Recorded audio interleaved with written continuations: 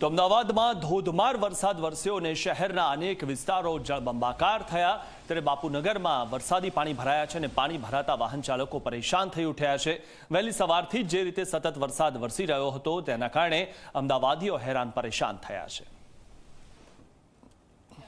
અમદાવાદ શહેરમાં અવિરત વરસાદ અને એ વરસાદના પગલે હવે પરિસ્થિતિ એ છે કે ઠેર ઠેર શહેરમાં પાણી ભરાયેલી સ્થિતિ છે। અત્યારે હું બાપુનગર બસ સ્ટેન્ડ પાસે ઉપસ્થિત છું અને હાલ આપ દ્રશ્યો જોઈ રહ્યા છો કે હજી પણ ઘૂંટણસમા પાણી છે। તમામ જે લોકો છે તેઓ આ જ પાણીમાંથી અત્યારે પસાર થવા માટે મજબૂર છે।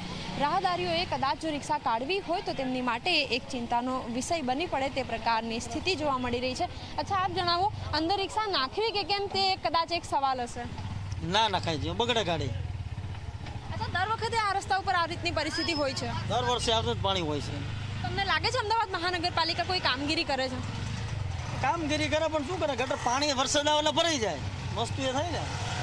બિલકુલ, અત્યારે જે વાહન ચાલકો છે, ખાસ કરીને રિક્ષા ચાલકો, આ એ લોકો છે કે જેઓ રોજ કમાઈને ખાનારા લોકો છે, પરંતુ હાલ તેમની રોજગારીને લઈને પણ અત્યારે પ્રશ્ન છે અને અત્યારે હાલ તમામ જે લોકો છે તેઓ આ જ પાણીમાંથી પસાર થવા માટે મજબૂર પણ છે અને અહીંથી કઈ રીતે નીકળવું તે સૌથી મોટો પ્રશ્ન છે।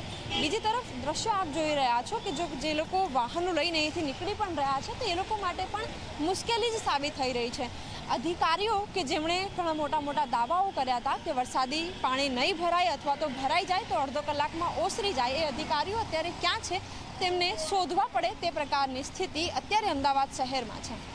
કેમેરામેન શૈલેષ બગડા સાથે સપના શર્મા, ઝી 24 કલાક, અમદાવાદ।